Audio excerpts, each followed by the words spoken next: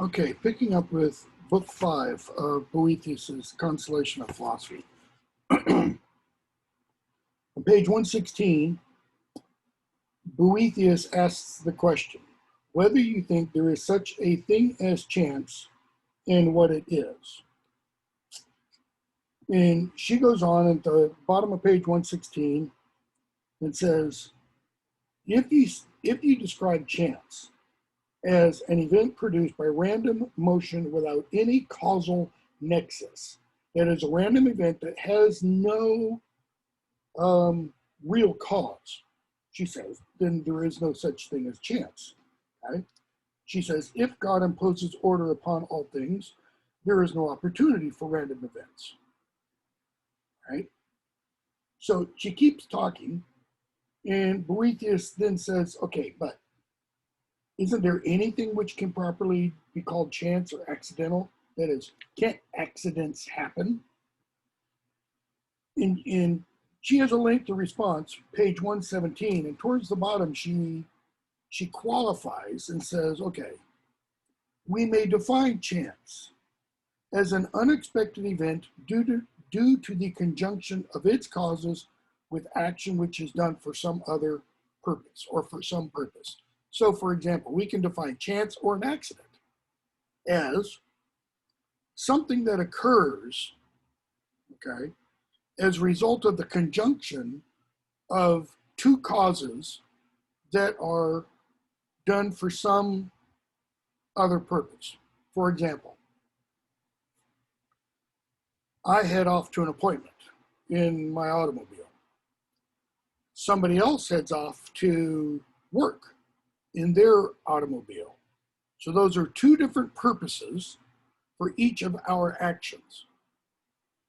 But because a third individual is doing something for their own purpose, they cause a series of events that result in one car hitting another car, or three cars involved, in a conjunction of events. They hit, right? We can call that an accident in the sense that that conjunction of those three cars was not planned, okay? But it's not by random chance that it occurs. It occurs because I got up in the morning to go to a place I went to. Somebody else got up in the morning to go to a place that they went to. And a third person gets up in the morning and goes to the place, and we all conjoin, not because we intend to, however, right? So she says, the conjunction and coincidence of the causes is affected by that order which proceeds by the inescapable nexus of causation, descending from the fount of providence, etc. In other words, the fact that we hit, okay, that's part of providence, that overarching rule and governance of everything. But it's not chance. It's not mere accident. Okay. Chapter 2. Let's see. Boethius says, okay, I understand, I agree, see that. But is there room in this chain of close-knit causes for any freedom of the will? Or does the chain of fate bind even the impulses of the human mind? That is, okay, but in this chain of fate that you've described, which is the working out of providence in time, sequentially, chronologically, etc., he says, what about free will? She says there is free will, for it would be impossible for any rational creature to exist without it. Why? Because you wouldn't be able to have free thoughts if there's not free will. Okay? So she says, kind of long passage I'm going to read at the bottom of page 118. Those creatures who have an innate power of reason also have the freedom to will or not to will. To will or not to will means to do or not to do. Okay? They can desire to do something. Though I do not claim that this freedom is equal in all. Celestial and divine beings possess clear-sighted judgment, uncorrupted will, and the power to effect their desires. Angelic beings, okay? They have unimpeded freedom to effect their desire of the will. Human souls are of necessity more free when they continue in the contemplation of the mind of God. That is, the more and more you contemplate God, or bring it down to real world terms, the closer and closer you get to God, the more free your will is, and less free when they descend to bodies, that is, into the physical flesh, and less still when they are imprisoned in earthly flesh and blood. Okay? They reach an extremity of enslavement when they give themselves up to wickedness and lose possession of their proper reason. What's an example? Addicts, alcoholics. Addicts and alcoholics have less freedom of will, correct? I think everybody would give a yes there, because their will has been corrupted by what? By the descent, as she puts it, into the earthly flesh and blood. Because the body, the physical body, now has needs that are determined by the alcohol and or narcotics that the person is ingesting, right? Someone who has none of those kinds of desires, addictions of any sort, someone who has weaned him or herself off, types of foods that we know are not good for us, sugar, for example, caffeine, for example, okay, has more self-control, right? They have more control. They have more freedom of the will to do things that they desire to do, because they're not as controlled by their bodies, right? And by the way, when she talks about imprisoned in earthly flesh and blood, that's part of the Neoplatonic ideas that Boethius is weaving in.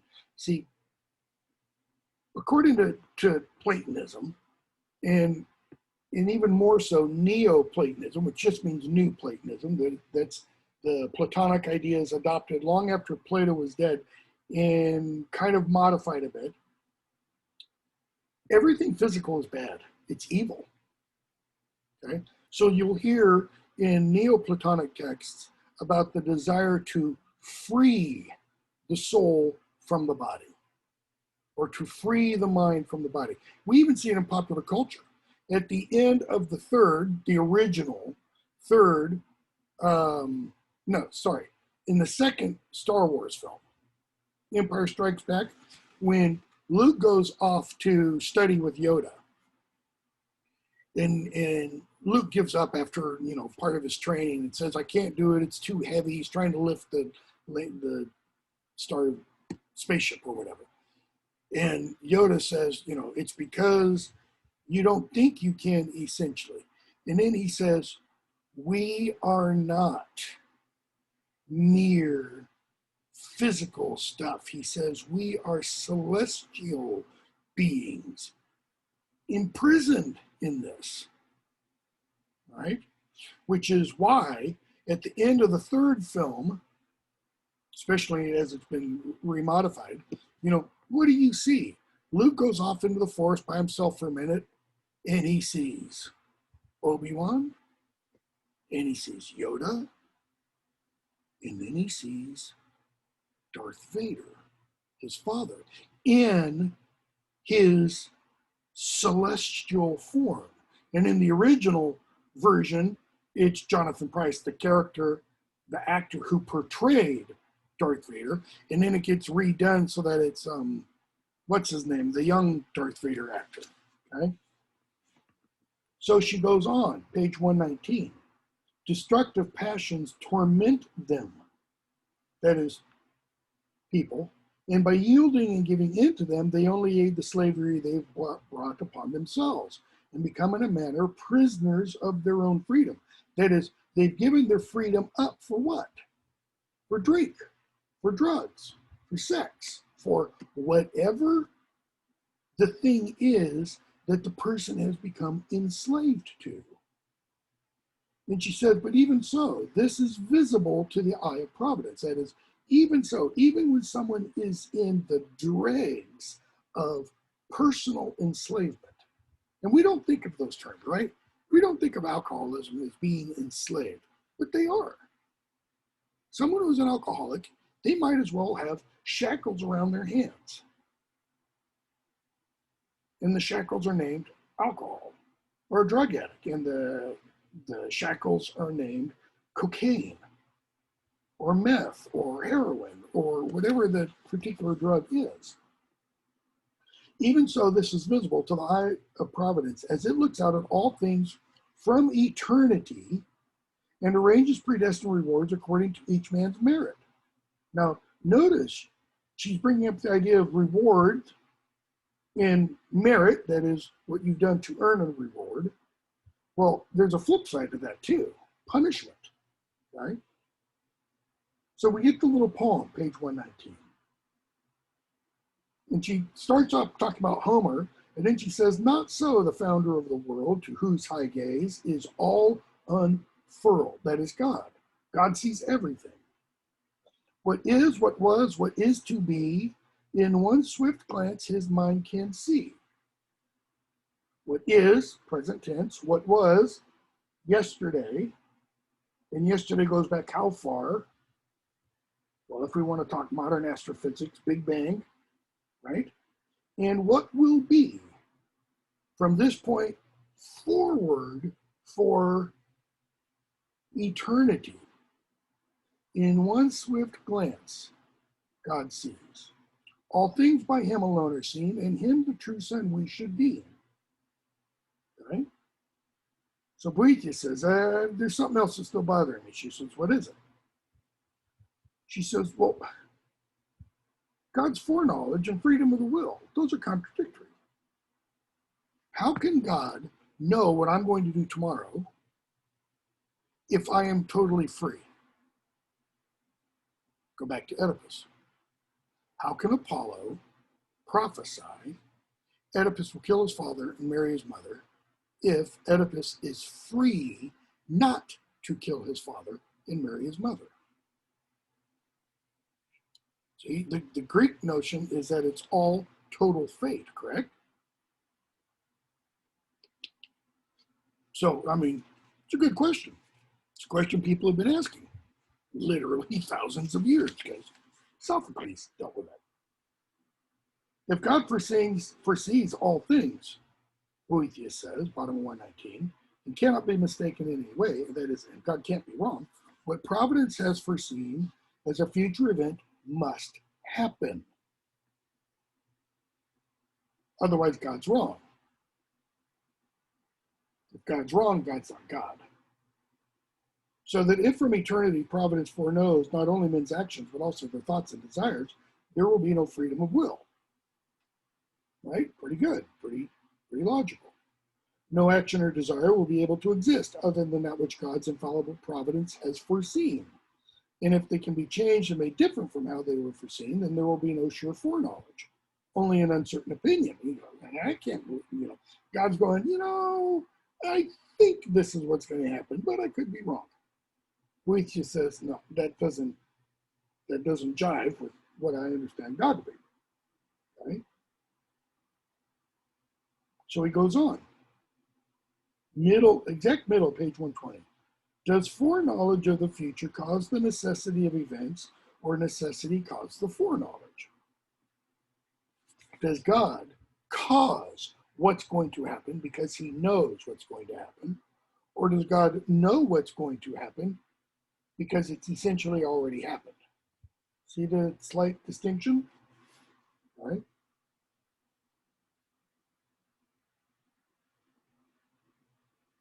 So he says, before the poem, he says on page 121, because this is all still, if I remember correctly, let me double check.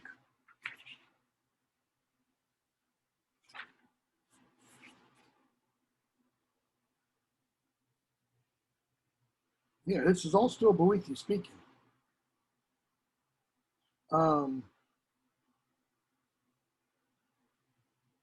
Bottom of 120. For even if it is the case that they are foreseen because they're going to happen, and not that they happen because they are foreseen, it is nonetheless necessary that either future events be foreseen by God or that things foreseen happen as foreseen. And this alone is enough to remove freedom of will. He goes on, exact middle of page 121. If something is destined to happen in such a way that its occurrence is not certain and necessary, who could foreknow that it is to happen? That is, if something destined to happen happens in such a way that it's not certain and necessary that it's going to, then who could foresee that it's going to? In other words, if God can only see so far in the future and he sees a road branch off, and he doesn't know how Ted Sherman is going to decide which of those two roads he's going to take, how can we call that foreknowledge? So Boethius asks, bottom of page 121, how can God foreknow that these things will happen if they are uncertain? If he thinks they will happen, while the possibility occurs that they may not happen, then God is deceived, and that doesn't, fit my definition of God and such. Okay. And he keeps going on, page 122. So Boethius is now just following his own logical questions and arguments. And he says, okay, so, top of 122, end of the paragraph at the top, therefore human thoughts and actions have no freedom, because the divine mind, in foreseeing all things without being led astray by falseness, binds human thoughts and actions to a single manner of occurrence. If God foresees all this, then it must occur that way. And if it must occur that way, then I don't have freedom of thought and action. Therefore, next paragraph, in vain is reward offered to the good and punishment to the bad. Why is it in vain? Because I don't deserve any reward, if everything I am going to do is already predetermined. Nor do I deserve any punishment if I am not free to act unwisely or to act badly. For men are driven to good or evil not by their own will, but by the fixed necessity of what will be. Right? So he says, next paragraph, it is pointless, therefore, to hope for anything or pray to escape anything. What good does it do to pray or to have any hope if everything is already going to happen no matter what? If that's the mentality one has, that everything is going to happen no matter what, then what should Oedipus have done when he hears the prophecy? Should have killed himself, right? That's the only way to forestall the prophecy. It's the only way to ensure the prophecy could not occur. If the prophecy was true, the fate really was going to happen, then what would have happened had Oedipus tried to kill himself? He wouldn't have been able to. If he'd taken a knife and done that, it wouldn't have slit his throat. All right? So, I mean, that's pretty powerful questions. And then we get the poem in chapter 4, top of page 124. Let me turn my notes. Lady Philosophy says, this is an old complaint about providence. In other words, I've heard this argument before. and this is, pretty much the number one argument that people will make against either the omniscience of God or the omnipotence of God or even the existence of God. If God exists, then I cannot be free. Well, I am free, therefore God cannot exist, is kind of the argument. And she talks about Cicero and how Cicero attacked it, the complaint, that is, Went kind of supported it. She says, but up to now, none of you has explained it with sufficient care and rigor. The reason for this blindness blindness. She's saying, every one of you who has attacked this problem, you've been blind. That is, you've not seen everything. Is that the operation of human reasoning cannot approach the immediacy of divine knowledge. What does the word immediacy mean? It means right now. It means immediately. Okay? It means without time. So she says, human reasoning cannot operate the same way divine reasoning or knowledge occurs, or understanding, or intelligence, to use one of the terms she used earlier. Right? How does our understanding and reasoning work? We work through logical progression. That was one of the points earlier before. We have to go from step A to step B to step C to step D. We've got to argue through logically. Divine intelligence, that fourth level of intelligence, remember, she says works how? It's intuitive, and it knows completely, and it knows immediately. That is, it sees.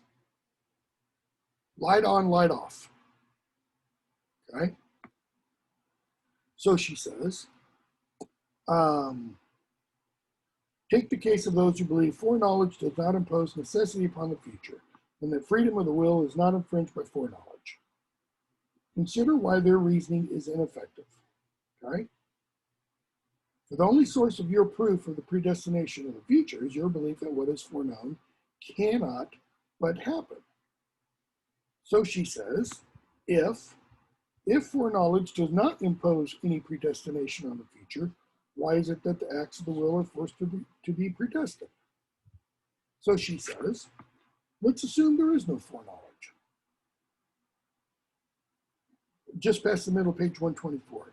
In this case, if there is no foreknowledge, in this case, actions of the will are not forced to be predestined, right? Right? So take foreknowledge out.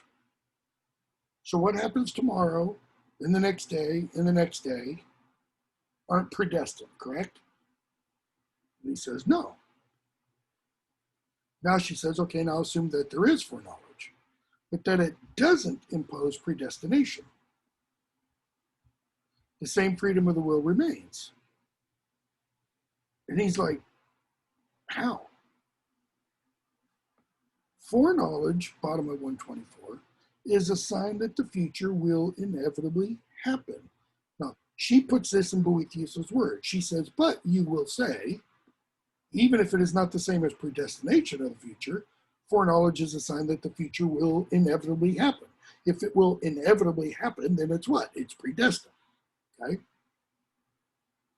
Page 125. It cannot be that what is foreseen as a future event does not come to pass. That is, if it's foreseen, it has to happen. Okay?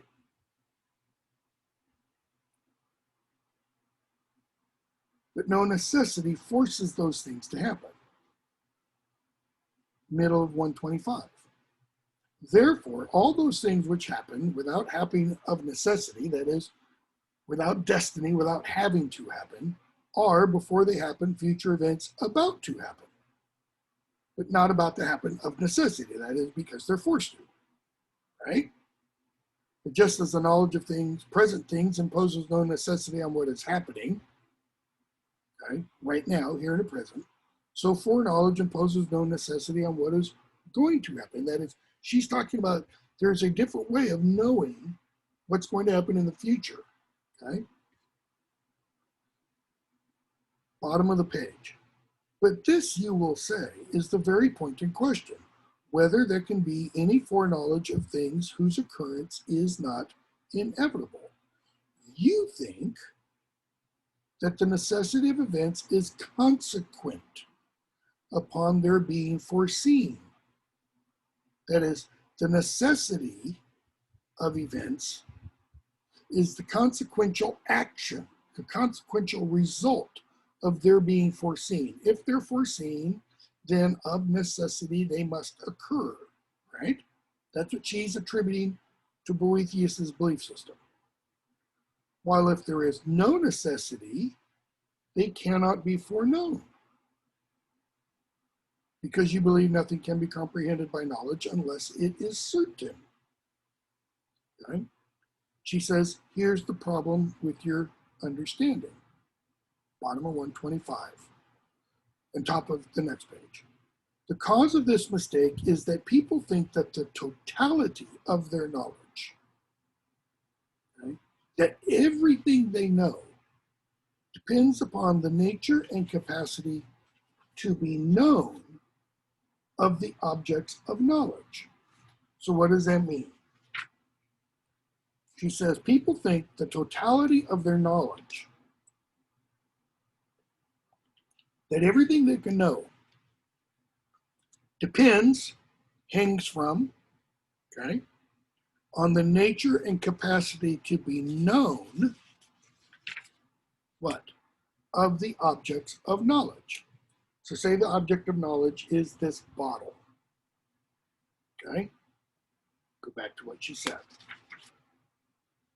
The totality of my knowledge about this bottle is dependent upon the nature, its essence, and capacity to be known, how much of this bottle I can know of this. All right? But, she says, this is all wrong. Why? Everything that is known is comprehended, okay, understood, not according to its own nature. So, not according to the nature of this bottle, but according to the ability to know of those who do the knowing. That is, of my ability to understand about this bottle. So let's go away from a bottle and use a different example. Let's use the example of C.S. Lewis's Perelandra. Okay? My ability to know this book, I assume, is much greater than your ability to know this book. Or let me rephrase it. My knowledge of this book is much greater than your knowledge of this book. Why? Because of the ability and the capacity of those who do the knowing. I've been reading this book for over 40 years. Okay? My understanding of this book is based upon my, not simply my having read it multiple times. Okay? That's the nature and substance of this. My ability to know and understand that book is based upon my 58, almost 59 years of existence. Okay? If you were to read this now, at whatever age you are, 20, 25, 30, okay, that is based upon your ability and capacity as a 20, 25, 30-year-old, okay, to understand it. Well, what's one of the differences there? I've got twice as much, quote unquote, living experience. Doesn't mean I'm smarter. I have a different capacity to understand some things than you do. That's her point. Okay? Everything that is known or comprehended, not according to its own nature, but to the ability to know of those who do the knowing. For example, somebody with an IQ of 130, or let me lower it, 120, 115 to 120, which is high average, right, is different than somebody with an IQ of 160 or 180, which is genius level. Somebody with a genius level IQ has a much, much greater ability to understand, to see, to perceive better than somebody with, let's not use an average, somebody with an IQ of 80. Okay? Similarly, she says, man himself is beheld in different ways by sense perception, imagination, reason, and intelligence. Those are those four ways of knowing that she referred to earlier. The senses examine his shape as constituted matter. We can feel, we can smell, we can see, we can hear, we can taste. Okay? While imagination considers his shape alone without matter. We can conceive of images without those images being physically present and real. Reason transcends imagination too, and with a universal consideration reflects upon the species inherent in individual instances. Okay? But there exists the more exalted eye of intelligence, which passes beyond the sphere of the universe to behold the simple form itself with the pure vision of the mind. The simple form itself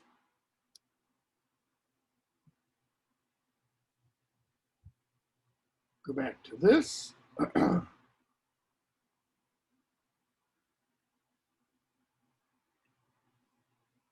And what's the form? It's the world of forms. It's the idea of the thing. Okay?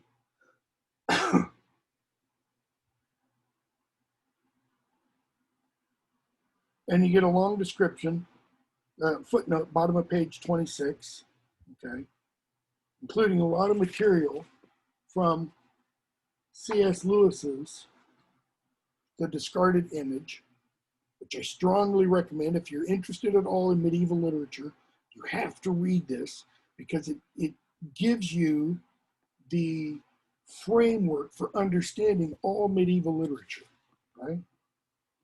So she goes on and says, the point of this, page 127. The point of greatest importance here is this: the superior manner of knowledge includes the inferior. That is, go back to page 126. Intelligence includes reason, which includes imagination, which includes sense perception. But sense perception does not include imagination, and imagination does not include reason. Okay? But it is quite impossible for the inferior to rise to the superior. That is, we can never arrive at the kind of knowledge that God or divinity or even angelic beings have, assuming they exist, from our level of rational argumentation. Okay? The senses cannot perceive anything beyond matter. The senses. You cannot use your fingers to determine the truth of an idea, in other words. Imagination does not consider universal species. Reason does not comprehend simple form. But intelligence, as though looking down from above, first perceives form and then distinguishes everything underneath it. It knows reason's knowledge of universals, imagination's knowledge of shape, and the senses' knowledge of matter without using imagination, reason, or the senses. How does it know it? By the single glance of the mind according to the form, so to speak, as it looks out at all things. Okay?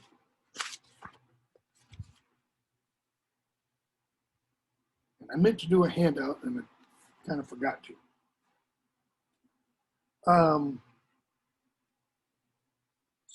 So you got to get these four ways of knowing really down. So sense perception, sensory experience, okay? Comprehension, or we comprehend shape constituted in matter. stuff we can see, taste, touch, smell, or hear. Okay?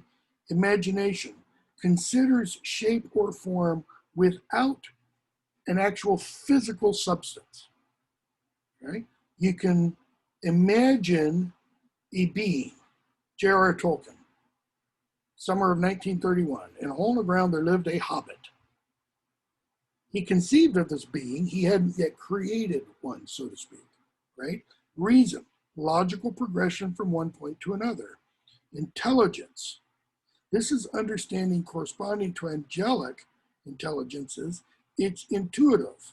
She defines it as simple, indivisible, uncompounded grasp of an intelligible truth. All right? So you can, I don't know how well you can see this. So you've got down here at the bottom, sensory perception, okay?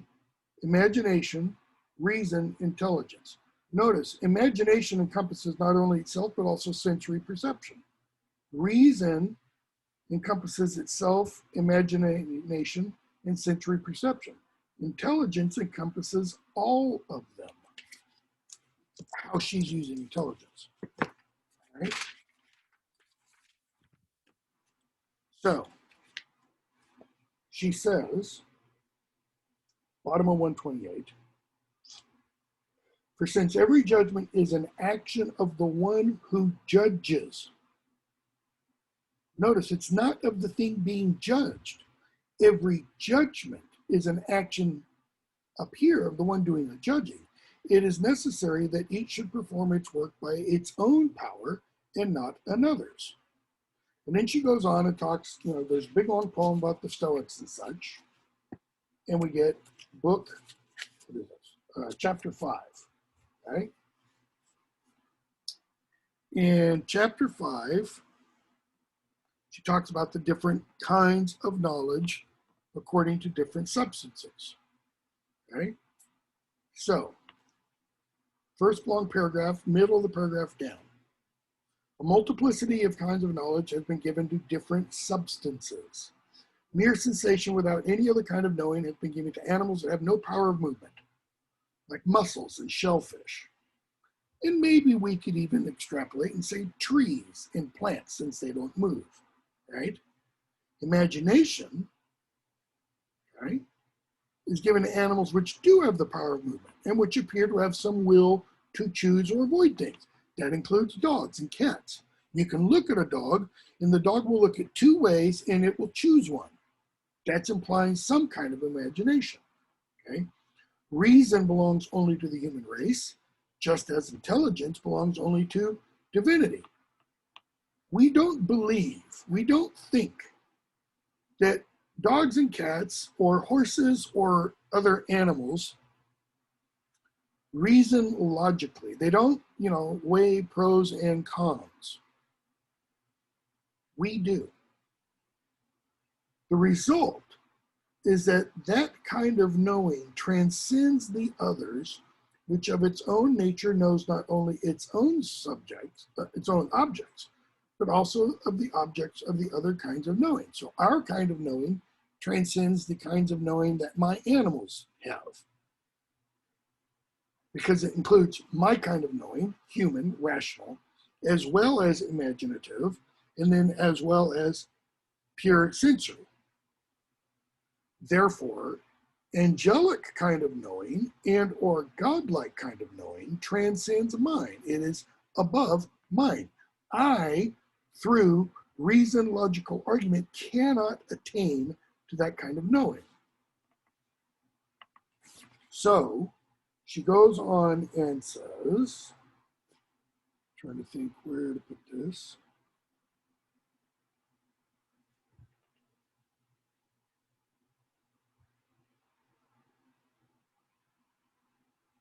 Um, 131, the first full paragraph.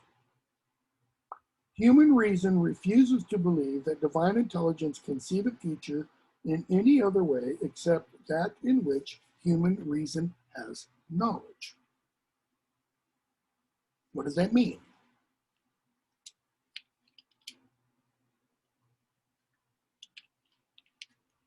She's saying human reason attributes to divine knowledge the way human reason looks at the future. In other words, God must know the future the same way we could know the future, assuming we could know the future. That's the flaw, right? She says, okay, here's how the argument runs. If anything does not seem to have any certain and predestined occurrence, it cannot be foreknown as a future event. Of such, therefore, there is no foreknowledge. If it's not certain, it's not predestined. It cannot be known, it cannot be foreknown, because it's not certain. And if we believe that even in this case there is foreknowledge, there will be nothing which does not happen of necessity. If, therefore, as beings who have a share of reason, we can judge of the mind of God, we should consider it most fitting for human reason to bow before divine wisdom, just as we judged it right for the senses and imagination to yield to reason. Okay? So she says, let us then, if we can, raise ourselves up to the heights of the supreme intelligence. And the reason, there are multiple reasons for using the language of raise us up to the heights. Okay? There, supreme intelligence, reason will be able to see that which it cannot see by itself. What does she mean by itself? By logical progression of argument. It will be able to see how that which has no certain occurrence may be seen by a certain and fixed foreknowledge, a knowledge that is not opinion, but the boundless immediacy, there's that word again, of the highest form of knowing. Immediacy, immediately knowing. And then we get the poem. And the poem ends with, page 132, you who raise your eyes to heaven with thrusting face, raise up as well your thoughts. With thrusting face means you're, like you're heading for it, you're running towards it. But raise your mind also, lest weighted down to earth, your mind sink lower as your body rises high. Okay? So she says, 132, chapter 6. Let's now examine, as far as we may, the nature of the divine substance, so that we may also learn what is its mode of knowledge. Why as far as we may? Because at some point, words will fail. At some point, human ability to reason will fail. Okay? It is the common judgment, page 132, then of all creatures that live by reason that God is eternal. Okay, so God is eternal, all right? What does that mean? That doesn't mean anything. Because what do you have to define? We've already kind of defined God. That beyond which no higher may be thought or conceived, as well as perfect goodness, perfect happiness, perfect power, perfect self-sufficiency, all those things, right? But how do you define eternity? What does eternal mean? So let us consider the nature of eternity. For this will make clear to us both the nature of God and his manner of knowing. Okay? Eternity is the complete, simultaneous, and perfect possession of everlasting life. This will be clear from a comparison with creatures that exist in time.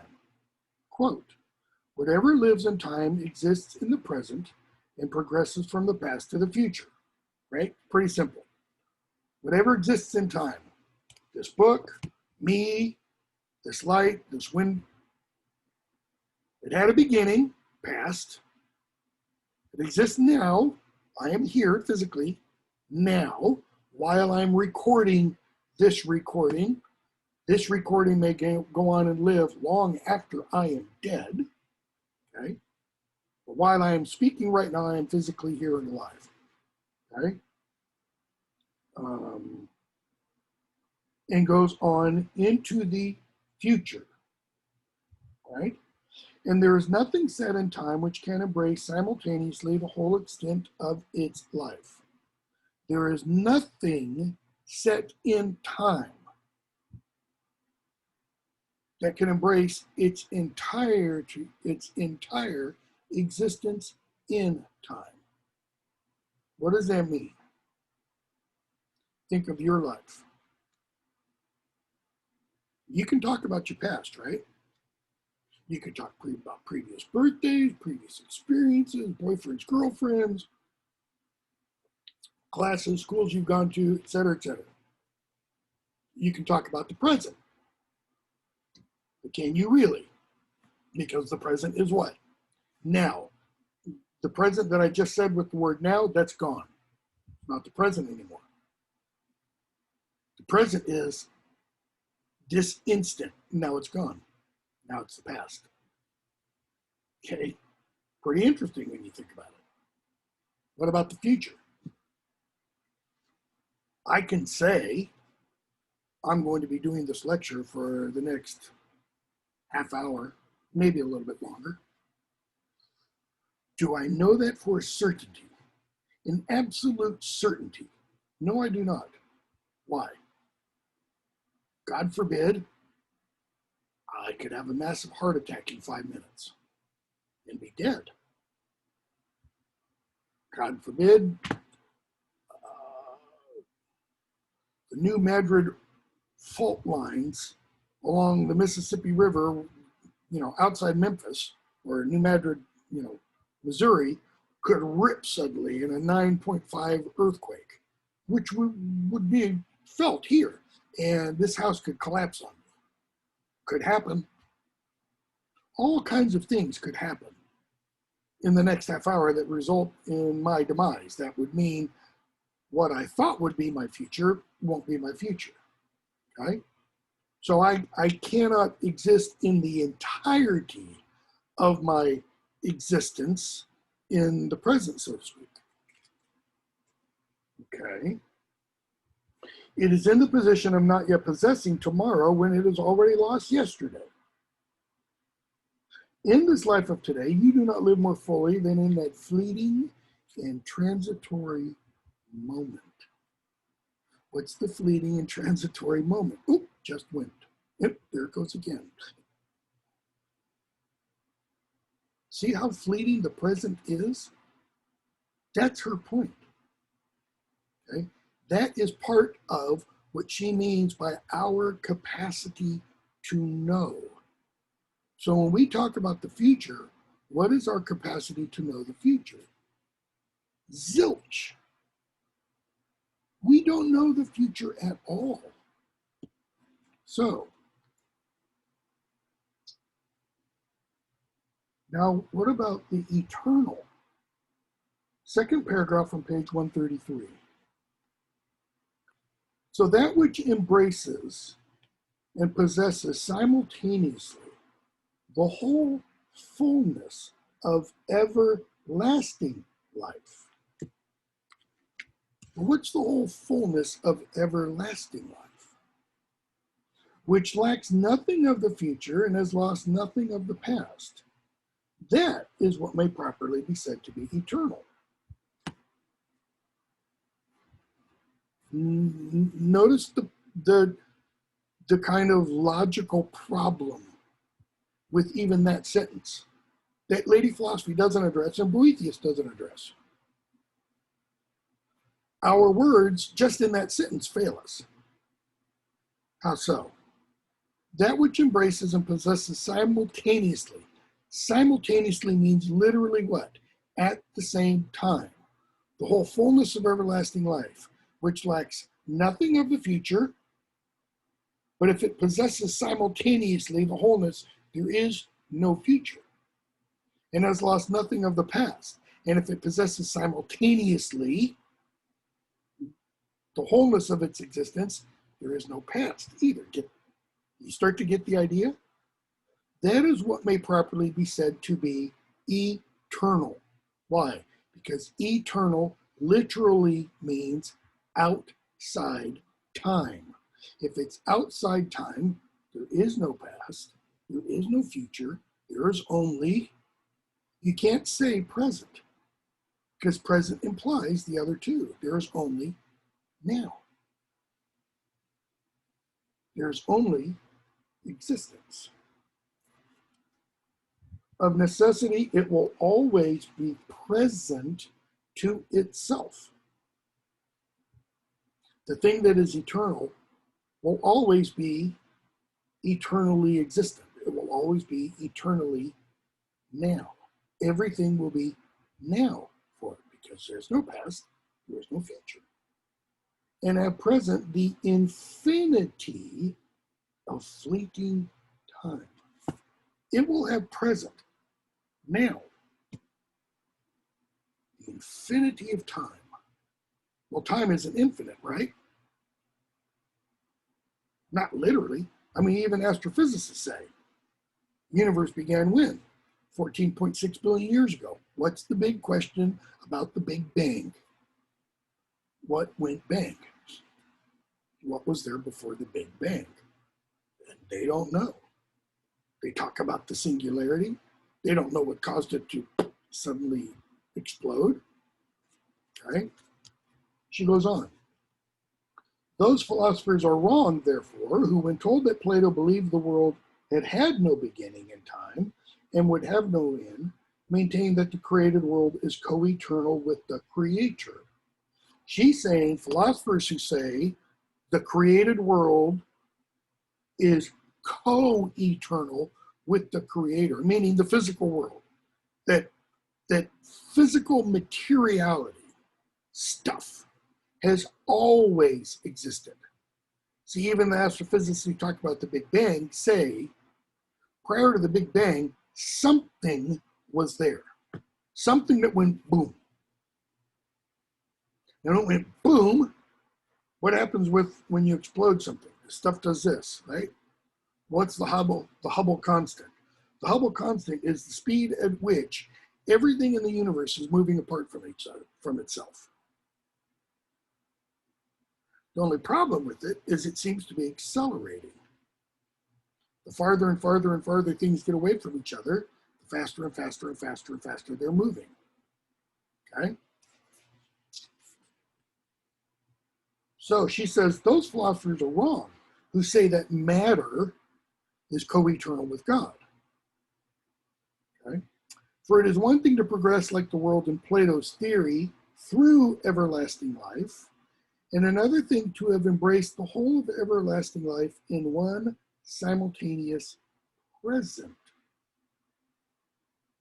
This is clearly a property of the mind of God. What is a property of the mind of God? To embrace the whole of everlasting life in a simultaneous present.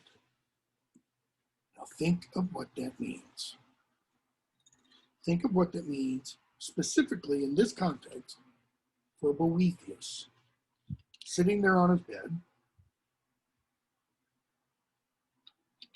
just waiting for the executioner to come knock on his door. Tell him it's time.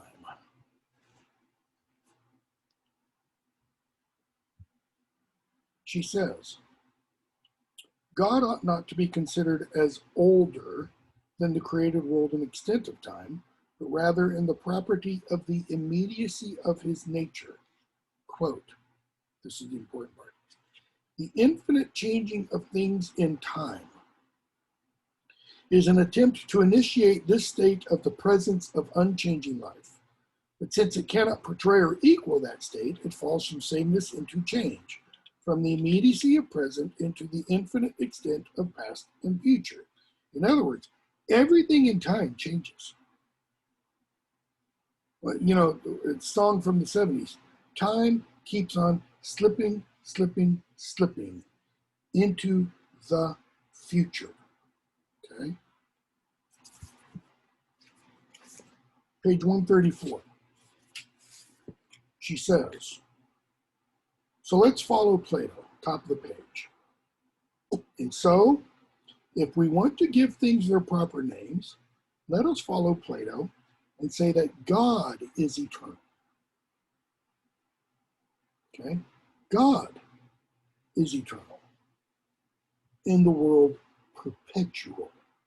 What does it mean? It means from the point of its creation, the world, matter, goes on perpetually.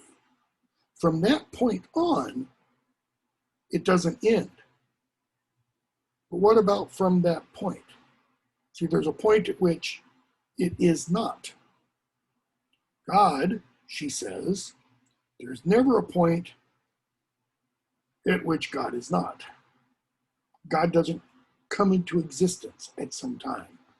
God is all God is, period, always. Okay? So,